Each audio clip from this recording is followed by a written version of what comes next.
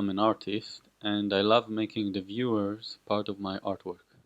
I'll show you some examples. The word love is there only if the viewer looks at the sculpture from a certain angle and notices it. Otherwise, it's just a wriggly line. It's a freestanding stainless steel sculpture. Anyone looking at my mirror sculptures see himself in the artwork.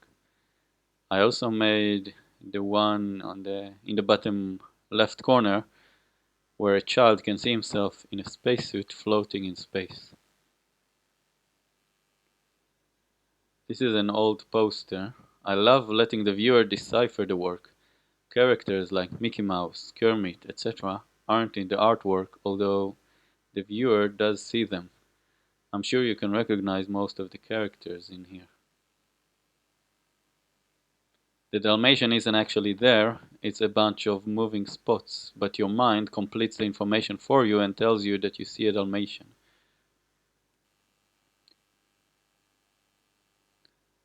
These are some more GIFs.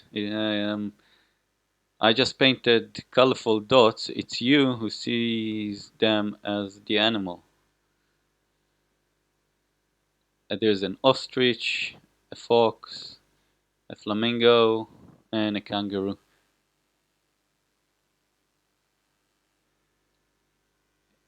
In here, abstract dots, but from a distance, the viewer deciphers it as Seurat's pointillist painting. Colorful geometric shapes, but when viewed from a distance, your mind tells you it's a drummer seen from above, on the right, and a city seen from above, on the left.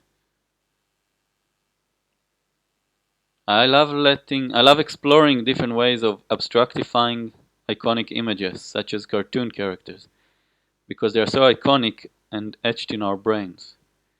Give it a second and you'll notice that the explosion is made of Mickey Mouse and Donald Duck.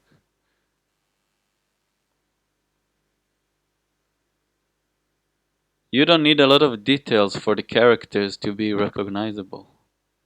I use only free translucent paint to make these.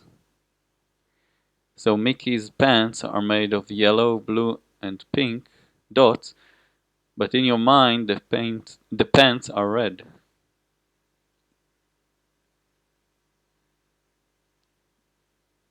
It's fun making these artworks that look abstract at first, and then you realize that the composition is made of Mickey, Elmo, Bart Simpson, etc. In this round sculpture, you need to keep spinning it in order to find them, all the characters, as they are all in different orientations. These are paper collages. Inside Bart, in the middle one, that's Bart, and inside there's Homer and Lisa and so on.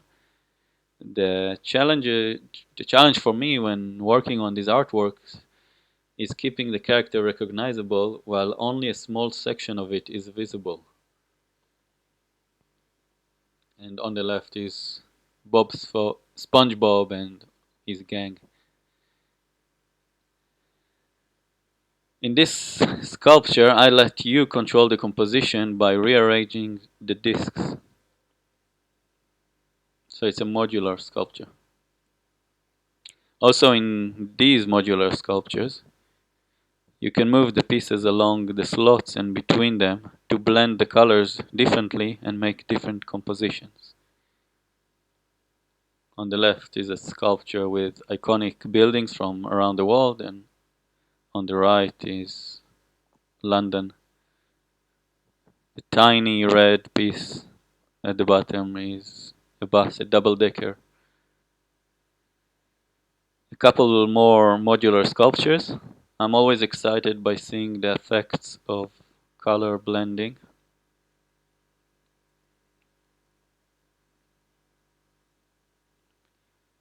These are coasters, sets. I love the idea of allowing you being in control of the composition rather than the artist. I also love the idea of making a functional, boring object into an artwork. You are part of making these fruit bowls as you put it together. You can also decide on the order which affect the way the colors are blending.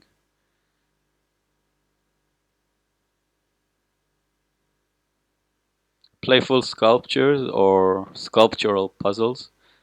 Of course, you're involved in the artworks as you're the one putting it together. Wood. A puzzle of 11 puppies that need to be fit inside the bowl. And a resin sculpture, spelling love. I make abstract wall sculptures too, and in this one, for example, the viewer takes part in the artwork. You only notice that the colors are blending, are gradually changing if you step away and view it from a distance.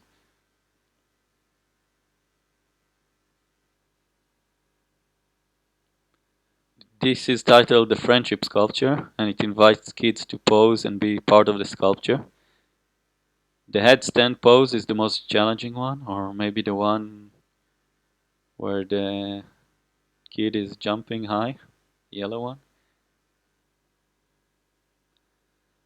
And in here, you are literally part of my art because you step inside it. It's it's an LED Christmas tree that was situated in Wembley Park, and you can step inside it. Anyone can step inside it and be part of my art. Thank you.